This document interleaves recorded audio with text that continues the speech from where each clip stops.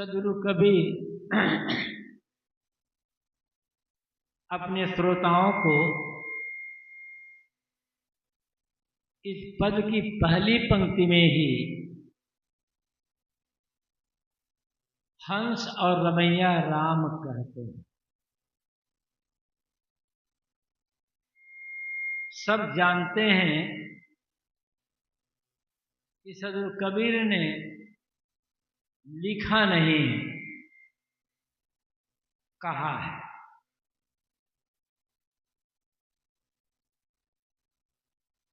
लिखने और कहने में थोड़ा अंतर होता है। लिखने की अपेक्षा कहना ज्यादा प्राणवान और जीवंत होता है, क्योंकि कहना बोलना लोगों के सामने होता है। जो जीवित लोग हैं, जो प्राणवान है, जो ऊर्जावान है, उनके सामने कहना होता है। लिखना एकांत में होता है। एकांत में बोला नहीं जाता और हजारों की भीड़ में लिखा नहीं जाता। जब जैसी आवश्यकता हुई, जिन शब्दावलियों की आवश्यकता हुई, सद्गुरु कबीर ने वैसी बात कही और उन्हीं शब्दावलियों का प्रयोग किया। यहां ऐसा लगता है कि कुछ साधक किस्म के लोग बैठे रहे हों, लेकिन साधक होते हुए भी साधना के लिए मन में उत्साह न रहा। उनको ही उत्साहित करते हुए, जगाते हुए साहब कहते हैं, तुम अपने को सामान्य मनुष्य मत समझो। मनुष्य तो ये शरीर है, किंतु तुम शरीर नहीं हो। शरीर में रहते हुए भी शरीर का संचालक, इसे पृथक शुद्ध जीव हो। तुम हंस हो और तुम रमैया राम हो। सद्गुरु कबीर राम को कहीं बाहर नहीं खोजने को कहते हैं, बाहर नहीं बताते हैं। सद्गुरु कबीर राम के उपासक हैं, किंतु उनका राम अयोध्या वाला राम नहीं। वे खुल करके अयोध्या वाला राम का खंडन कर देते हैं, और उनका राम आकाश में बैठा हुआ राम भी नहीं, और न उनका राम किसी मंदिर में बैठा हुआ राम है, किंतु उनका राम प्रत्येक घट में निवास करने वाला रमैया राम, ये चेतन जीव है। रमैया रमन करने वाला, निवास करने वाला। रमे निरंतर आत्मा सब घट आठों याम, यही से संतन धरा राम तात का नाम। हर आदमी को, हर स्त्री पुरुष को, जिनके पास थोड़ी भी समझ है, उन्हें समझना चाहिए और सोचना चाहिए कि मैं हाड़ मांस का ये ढांचा नहीं हूं। हाड़ मांस का ये ढांचा तो मेरे कर्मों के फल भोगने के लिए बना हुआ है। कुछ दिनों तक ये हाड़ मांस के ढांचा में, पिंजड़ा में रहना है,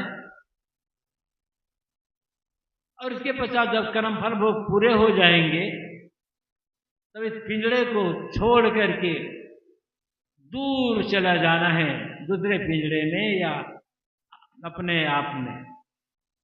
इसलिए आप अपने को न तो मलिन समझें, न दुखी समझें, न मात्र शरीर समझें और न अपने को नीच, अछूत और छोटा समझें। आप राम हैं और राम का अर्थ होता है मनोहर, सुंदर। राम का अर्थ होता है पवित्र।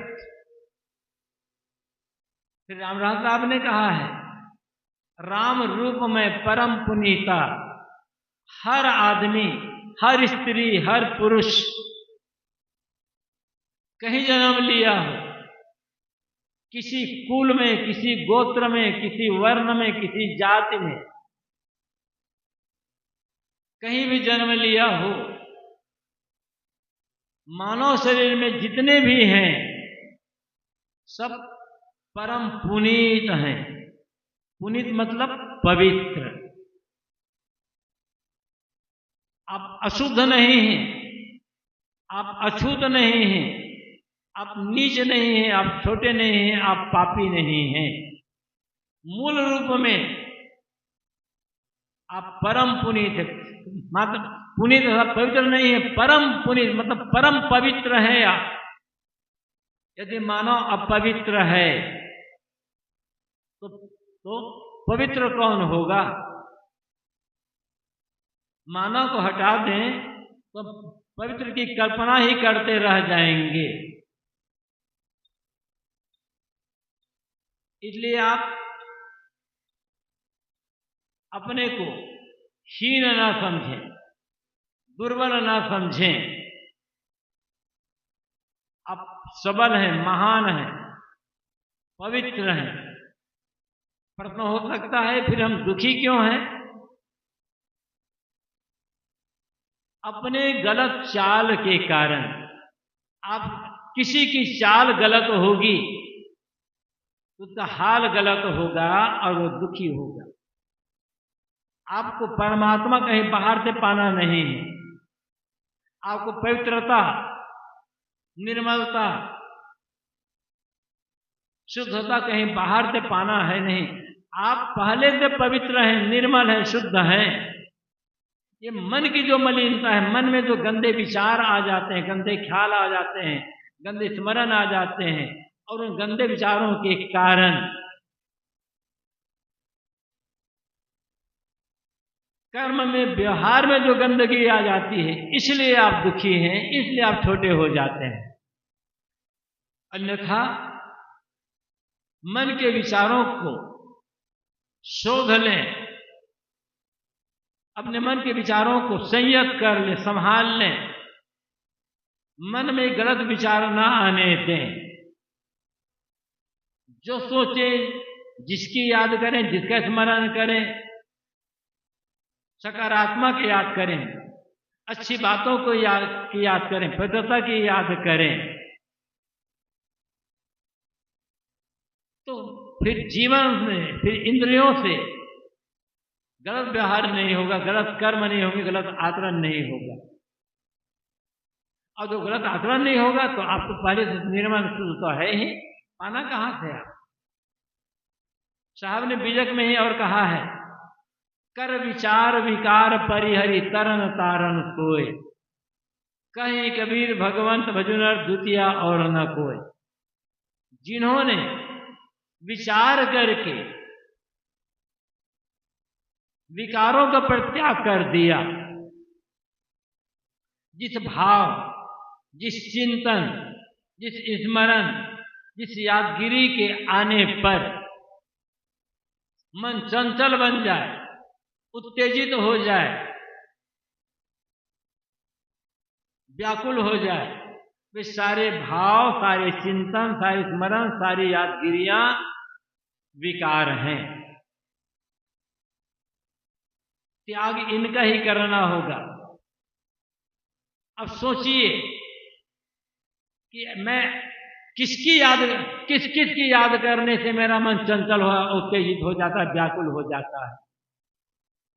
किस प्रकार के चिंतन से, किस प्रकार के विचार से मैं अपने आप में नहीं रह जाता।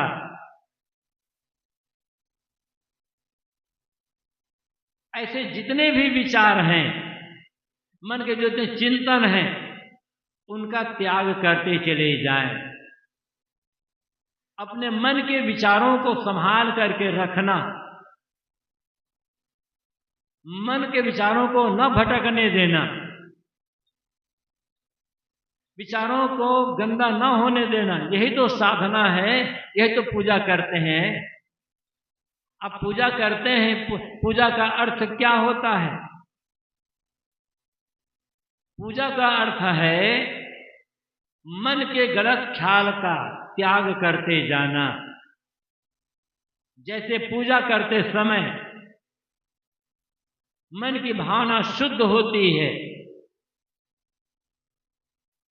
ऐसे ही भावना, ऐसे ही शुद्ध विचार हर समय बना करके रखिए, विकारों का त्याग हो जाएगा। लेकिन मन में लोभ आ जाता है, क्रोध आ जाता है, ईर्ष्या आ जाती है, द्वेष आ जाता है, काम की वासना आ जाती है और अनेक प्रकार के स्मरण हो जाते हैं। मन उत्तेजित हो जाता है, अपने आप में व्याकुल हो जाता है, इसलिए आदमी दुखी हो जाता है। हल्की अपनी चाल, अपनी गलत चाल के आधार से आदमी हल्का हुआ। तो चाल सुधारना है तो पहले सुधारना होगा विचारों को, हाल दशा इसे सुधारना है तो चाल सुधारना होगा, और चाल सुधारना है तो अपने विचारों को सुधारना होगा, अपने विचारों को संभालना होगा।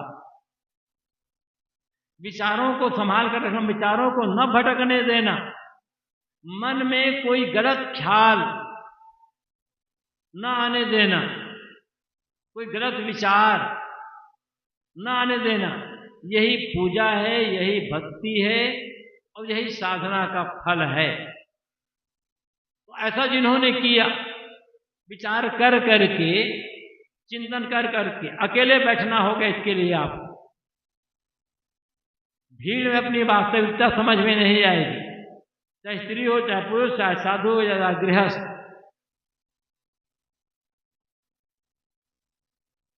भीड़ में अपनी वास्तविकता समझ में नहीं आती, थोड़ा सा अलग बैठना होगा।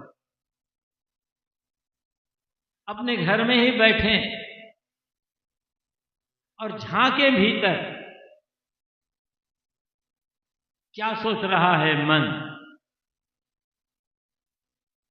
जो भी गलत ख्याल आ जाए, जिस ख्याल को दूसरों को बताने में संकोच हो, लज्जा लगे, वो गलत ख्याल है। ऐसे ख्यालों का त्याग करते जाओ, त्याग करते जाओ। धीरे धीरे मन का चंचल होना, भटकना, बहना बंद होता जाएगा, जीवन ऊपर उठता चला जाएगा। फिर आप भवसागर से मुक्त हो जाओगे। सुना होगा आप लोगों ने, पढ़ा भी होगा कि मानव जीवन भवसागर को पार करने के लिए मिला हुआ है, भवसागर को तरने के लिए मिला हुआ है। वो भवसागर है कहाँ जिसे तरने या पार करने के लिए ये मानव जीवन मिला हुआ है। आज को जिसे हम महासागर कहते हैं, कई महासागर हैं, हिंद महासागर, प्रशांत महासागर, अटलांटिक महासागर और ऐसे और कई हैं। इनको पार करने के लिए तो आदमी ने तो बड़े बड़े जहाज बना लिए हैं, और सैकड़ों सैकड़ों आदमी लाखों लाखों टन को लेकर के समुद्र में तैरते रह जाते हैं। किंतु मन का जो सागर है, जिसे भवसागर कहा जाता है, उसमें आदमी डूब जाता है। वो बाहर नहीं, वो भीतर। ये मन की जो चंचलता है, मन की जो विकारी भावनाएं हैं, मन के जो गलत ख्याल हैं, यही भवसागर है। इच्छा है, तृष्णा है, चाहना है, यही भवसागर है।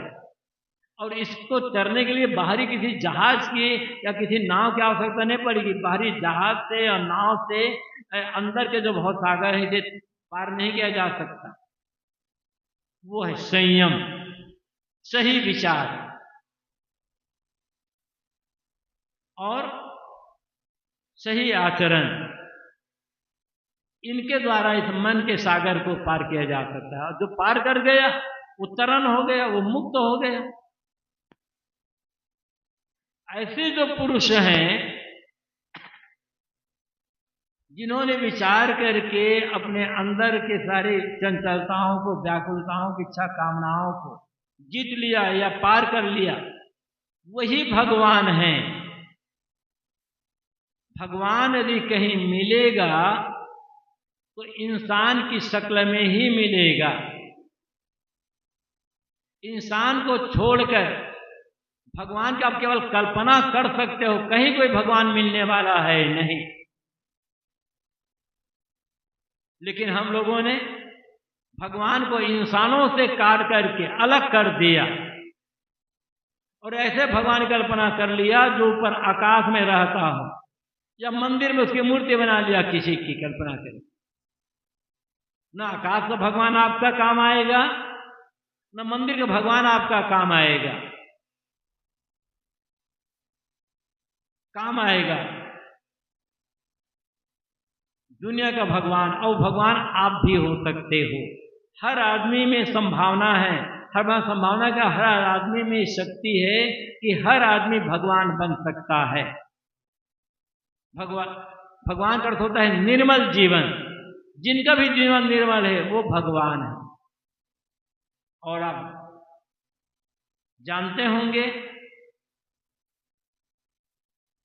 कि पहले जमाने में ऋषियों को, महर्षियों को, संतों को ही भगवान कहा जाता था। आज ऐसी भगवान की कल्पना नहीं थी उस समय। आज हम भगवान मानते हैं जिन्होंने दुनिया बनाई, जो दुनिया चलाने वाला है, कहीं बैठा ऊपर आकाश में। ऐसा भगवान पहले नहीं था। संतों को, ऋषियों को, महर्षियों को ही भगवान कहा जाता था। वो भगवान हर स्त्री और हर पुरुष हो सकता है। इसलिए आप कहते हैं तुम राम रूप में तुम राम रूप हो, तुम भगवत रूप हो और परम पवित्र हो। इसलिए किसी भी आदमी को अपने को नीच, अछूत, छोटा, दुर्बल, पापी समझने की आवश्यकता नहीं है। मूल रूप में आप हंस हैं, बगुला नहीं है। बगुला को आप कितना समझा दो, वो मछली, मेढक, कीड़े मकोड़े खाना छोड़ेगा नहीं। और हंस मछली मेढक नहीं खा करके वो मोती चुगेगा और निश्चिर का विवेक करेगा। तो आप बगुला नहीं हैं, आप हंस हैं। हम ये भी कह सकते हैं आप काला कौवा नहीं हैं, आप हंस हैं। सब पहले से शुद्ध हैं। कौवा को चाहे कितना भी रगड़ो, कितना भी रगड़ो, कौवा कभी साफ नहीं हो सकता, शुद्ध नहीं होता, उज्जवल नहीं हो सकता है। वो काला का काला जैसे कोयला होता है, भीतर से बाहर तक काला काला काला, तक कितना भी घिसो कोयला कभी उज्जवल नहीं होगा। और कितना भी साबुन लगा लो कोयला सफेद नहीं होगा। साहब ने कहा 100 मन साबुन लाए के, 100 मन साबुन लगा कोयला उज्जवल न होता। 100 मन साबुन लगा दो तो भी कोयला उज्जवल नहीं होने वाला। किंतु हीरा को बस जैसे ही हीरा में यदि मिट्टी चिपकी हुई है, पानी से धो दो रगड़ करके, हीरा तो पहले से साफ है। हीरा को आप कहीं भी रहो, जैसे हीरा ऊपर से उज्जवल है, नीचे से उज्जवल है, बीच हीरा के किसी कोण को देखो हीरा शुद्ध है, चमकदार है। ऐसे आप मूल रूप में चमकदार हो, मूल रूप में आप शुद्ध हो, मूल रूप में आप महान हो। अब किसी महान को पाना नहीं है, आप पहले से महान हैं। अपनी महानता को समझने की आवश्यकता है। लेकिन बताया ना, विकारों का कीचड़, जैसे हीरे के ऊपर गोबर का, मिट्टी का, कीचड़ का आवरण पड़ जाए और हीरे की चमक मंद पड़ जाए या ढक जाए, ऐसी ही दशा हमारी आपकी है। हीरे की चमक को लाने के लिए क्या करना पड़ेगा? बाहर लाना नहीं पड़ेगा, केवल हीरे के ऊपर मिट्टी का, गोबर का, कीचड़ का जो आवरण है उसे पानी से धो करके साफ कर देना है। ऐसे ही विवेक का पानी लेकर के, ज्ञान का पानी लेकर के अपने मलिनताओं का, गंदी आदतों का जो कीचड़ है, विकारों का जो कीचड़ है, इसे शुद्ध कर देना होगा। उपनिषद के ऋषि ने कहा है, यथैव बिंबम मृत्यो पलितम तेजोमयम भावते तत्सुधांतम तद्वात्म तत्वम परसमीक्षते ही एका कृतार्थो भवते वीत शोका। यथैव बिंबम मृत्यो पलितम, जैसे मणि के ऊपर मणि लिपटी हुई है, भ्राजते तो सुधांत, यथैव बिंबम मृत्यो पलितम तेजोमयम भ्राजते तो सुधांतम, सुधांतम उसे अच्छी तरह से रगड़ करके धो दिया जाए तो मणि की चमक फिर वापस क्या है ही, बस मिट्टी का आवरण दूर हुआ, चमक फिर आ गई। ऐसे ही अपने अपने मन में जो कीचड़ लगा हुआ है, गंदी आदतों का, गलत ख्यालों का, गलत विचारों का, गलत खान पान का और विकारों का, इन्हें विवेक द्वारा, ज्ञान द्वारा धो देना है, आपकी महानता प्रकट हो जाएगी। लाना नहीं है, अब पहले से है महान। इसलिए साहब कहते हैं, तुम रमैया राम हो, तुम्हें राम को पाना नहीं, तुम खुद राम हो, भूल गए हो अपने राम को। गुरुदेव जी कहानी कहा करते थे,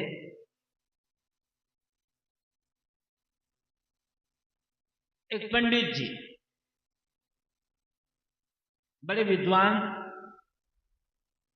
लेकिन भांग खाने की आदत। विद्वान होना अलग बात है और कोई आदत बना लेना अलग बात है। पंडित जी बड़े विद्वान तो थे, लेकिन भांग खाने की आदत थी। एक दिन भांग का गोला थोड़ा बड़ा हो गया, नशा चढ़ गया। पंडितानी ने कहा, देखो भोजन बनाने का समय हो गया है, जाओ बाजार नमक खरीद करके ले आओ। पंडित जी पैसा लिए, झोला लिए, जूता पहने और बाजार गए। एक दुकान पर गए और कहा, भाई मुझे 1 किलो नमक दे दो। दुकानदार ने नमक तौला, उसके थैले में डालना था, थैले में डालना चाहा तो पंडित नहीं यार नमक नहीं चाहिए, 1 किलो हल्दी चाहिए। तो दुकानदार ने नमक छोड़ करके हल्दी तौला। जब हल्दी तौल कर डालना तो दुकानदार नहीं यार मुझे हल्दी चाहिए, 1 किलो धनिया चाहिए।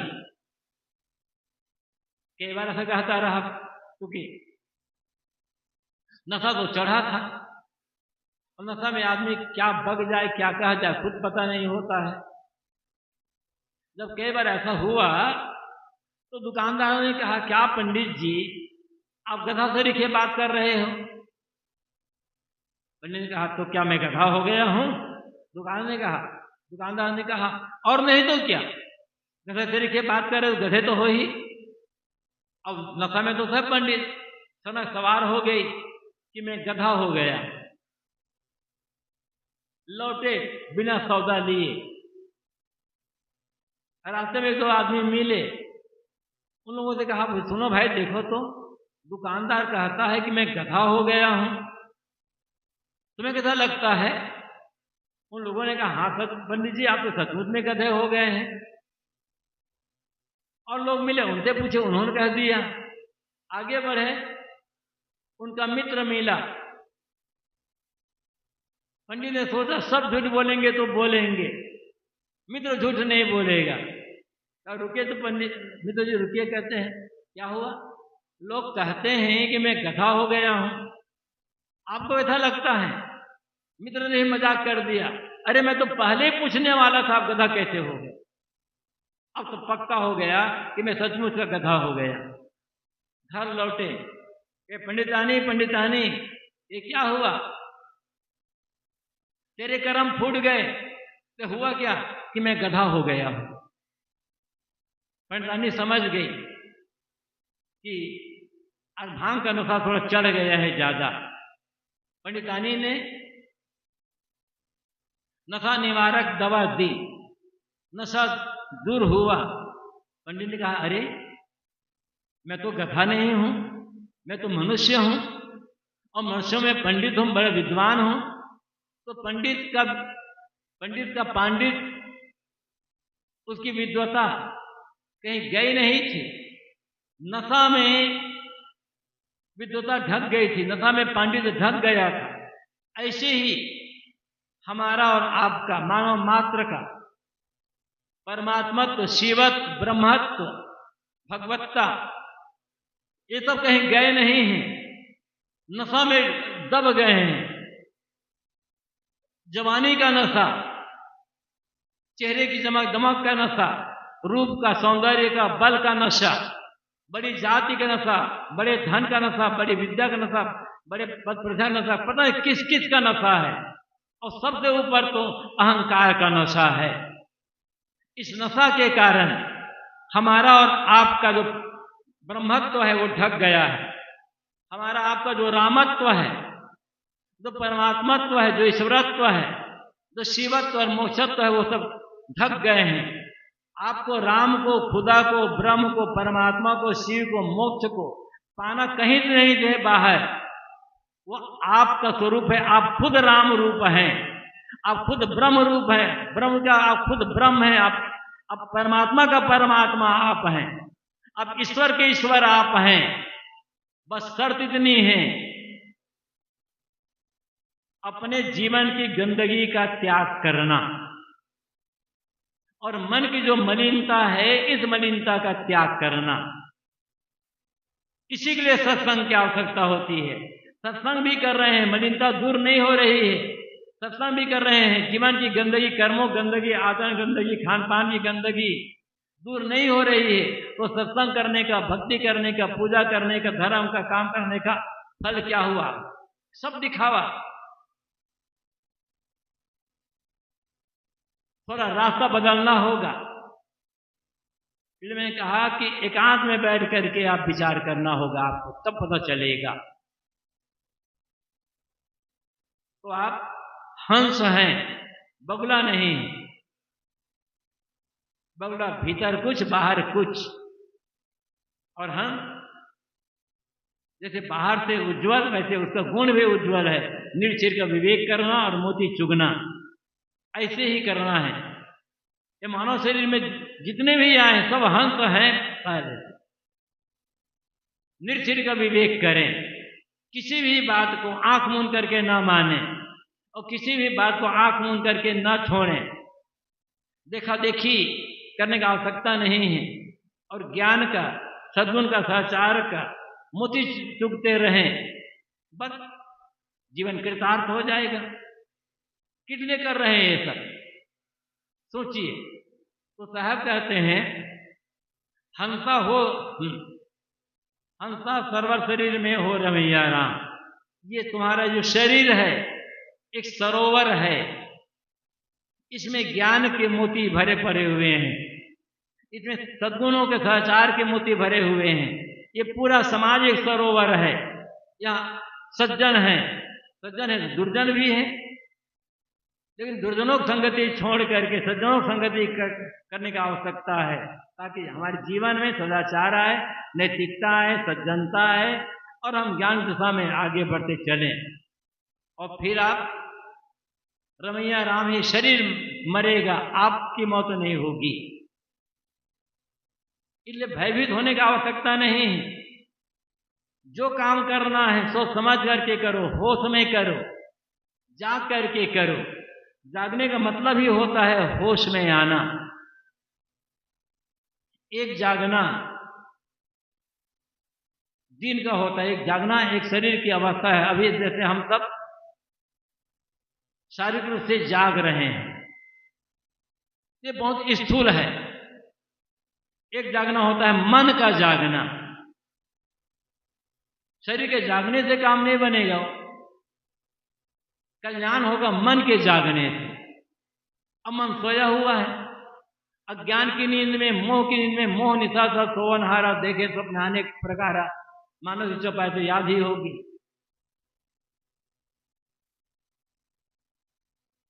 मोह की अज्ञान की नींद में सब सो रहे हैं। यह ज्ञान की नींद का टूटना आवश्यक है। अब मैं बार बार रिपीट करता हूं, सत्संग, पूजा पाठ, हवन तर्पण कीर्तन क्यों कर रहे हो? यह अज्ञान की नींद को तोड़ने के लिए। किंतु जीवन बीत जाता है, पूजा करते, पाठ करते, भक्ति करते, मंदिर जाते, मस्जिद, गिरजा, गुरुद्वारा, मठ, आश्रम जाते जाते अज्ञान की नींद टूटती नहीं है। संसार प्रति आकर्षण घटता नहीं है। सब केवल दिखावा दिखावा दिखावा में व्यतीत होता चला जा रहा है। थोड़ी सी जागृति हो,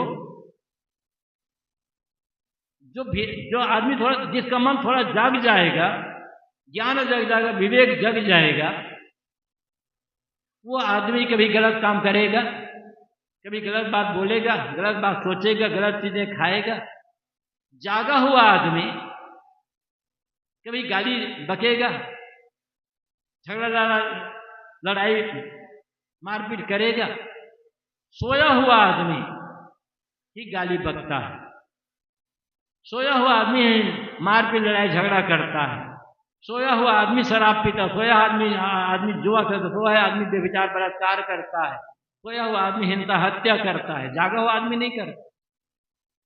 और दुर्भाग्य यह है, धर्म के नाम पर तमाम काम कर रहे हैं, फिर भी सोते सोते जिंदगी बीत जाती है। और सोने वाला आदमी समझ नहीं पाता दुनिया को, ना अपने आप को समझ पाएगा। जागा हुआ आदमी अपने को भी समझता है और दुनिया को भी समझता है। और जागने का मतलब होता है भाग जाना। जो जागल हो भागल हो, रमैया राम साहब कहते हैं जागने का मतलब है भागना। अब कहां से भागना होगा? घर में माता पिता ने कुछ कह दिया, पत्नी ने कह दिया, बेटे ने कह दिया, भाग के कहां जाओगे? फिर भाग करके क्या करोगे? ये भागना काम नहीं आएगा। ऐसे भागने के लिए नहीं कहते हैं। कुछ काम हो रहा है, भाग करके चले गए अलग, यहां हम ये काम नहीं करें, हम तो ये काम नहीं करें। ये भागना तो कायरता है। ऐसे भागने वाला आदमी कुछ नहीं कर सकता। भागने का मतलब क्या है? बाहर से नहीं भागना है, भीतर से भागना। और भीतर भागने का मतलब क्या है? जो गलतियां हैं, जो गलत है, उन सारे गलत खान पान, गलत रहन सहन, गलत कर्म, गलत व्यवहार, गलत आचरण, इनका त्याग करना ही भागना है। अपने दोषों से, अपनी बुराइयों से, अपनी कमजोरियों से, अपनी गलतियों से भागना मतलब इनका त्याग करना, ये भागना है। और बाहर से भीतर क्या तो सुधरी नहीं करोगे, वहां भी बात करोगे, जहां जाकर सच छद्म करोगे। और ये भीतर है होश, जागने में जीना। और होश में जीने वाला आदमी कभी गलत काम नहीं करेगा, कभी ऐसा काम नहीं करेगा जिससे दूसरों को तकलीफ हो, दूसरों को पीड़ा मिले। मतलब है, होश में जीने का मतलब है जितने भी बुरे कर्म हैं उन सब का हो जाना। जाना ही तब ही जीव जग जागा, जब सब विषय विलास विरागा। यही जग जामनी जागे ही जोगी, परमार्थी प्रपंच वियोगी। जग गया, आदमी जग गया, इतना जितने भी गलत जो कर्म दुखदायी संसार में भरे हैं, उन सारे कर्मों से विराग हो जाना, मतलब उनका त्याग हो जाना, और प्रपंच वियोगी, सारे प्रपंचों से वियोग हो जाना। जो प्रपंचों, जिसका मन प्रपंचों से वियोगी बन गया, शरीर का योग काम नहीं करेगा, शरीर से योगी बन गया, अब बाहर से योगी बन गए, भीतर से योगी नहीं बन पाया, तब योगी का मन प्रपंचों का वियोगी, बाहर का भी प्रपंच और भीतर का भी प्रपंच। जिन्होंने बाहर और भीतर के प्रपंचों का वियोग कर दिया है, वो योगी होता है। कपड़े से योगी नहीं होता कोई। कपड़े का आवश्यकता होती है, साधुओं का, संतों का, महात्माओं का अपना एक वेश होता है, वेश, उस वेश का महत्व है, किंतु केवल वेश काम नहीं करेगा यदि बाहर भीतर के प्रपंच का वियोग नहीं कर दिया है तो। इसलिए जागने की आवश्यकता है। ये मत समझना कि हम जग जाएंगे तो हमारी गृहस्थी का क्या होगा। गृहस्थी आपको बड़ी सुंदर बन जाएगी। सोया हुआ आदमी, उसकी गृहस्थी तो में तो रात दिन खटपट चलती रहती है। तो सोए हैं, सब लोग सोए हुए हैं, तो जो नहीं बोलना चाहे वो बोलेंगे, जो नहीं करना चाहे करेंगे, बाद में लड़ेंगे, झगड़े तुतु में करेंगे, स्वार्थ अहंकार में झगड़ा लड़ाई करेंगे। ये तो हो रहा है ना घर घर में। क्यों? चाहे घर में हो, चाहे मठ में हो, चाहे मंदिर में हो, मठ, गिरजा, गुरुद्वारा, मठ, आश्रम, चाहे राष्ट्र में हो, कहीं भी जहां भी झगड़ा, जहां भी कला है, वहां मतलब सब लोग सोए हुए हैं। कितने बड़े विद्वान हैं, ये मतलब नहीं, विद्वान भी सोया हुआ है। ज्ञान का मतलब है जागना। तो साहब कहते हैं, जो जागल सो भागल हो रमैया राम। जो जाग गया वो भाग गया। किससे भागा? अपनी बुराइयों से, अपने दोषों से, दुर्गुणों से, मन के कुटेवों से, छल कपट से, सबसे भाग गया। मतलब इनका त्याग कर दिया। जिनका मन सरल हो गया, कुटिलता छोड़ करके मन सरल हो गया, छल कपट छोड़ करके मन निश्चल और निष्कपट हो गया, मोह छोड़कर जिसका मन निर्मोह हो गया, लोभ छोड़कर जिसका मन निर्लोभ हो गया, झूठाई को छोड़कर जिसका मन सत्यपरायण हो गया, वो जाग गया। और जागते जागते उसके लिए स्वर्गलोक है, जन्नत है, वैकुंठ है, ब्रह्मलोक है, कुछ भी कह सकते हो। इसलिए कहा गया है, तेसा मतो विनिदो ब्रह्मलोको नए सुजीवम नृतम न मायासी। निर्मल ब्रह्मलोक उसके लिए है जिसके मन में कुटिलता नहीं है। ये कुटिलता सो जाना है, कुटिलता बेहोशी है, और सरलता जाग जाना है, सरलता होश में आना है। सरल होने का मतलब बेवकूफ बनना नहीं है कि आप कोई भी आपको ठग कर चला जाए। मन का सरल होना, एकदम भला भाला हो जाना, बेवकूफ बनने की बात मैं नहीं कर रहा हूं। यार जो ऋषि हैं वो बेवकूफ बनने की बात नहीं कर रहे। कोई भी आए आपको ठग करके चला जाए, सावधानी की आवश्यकता होगी।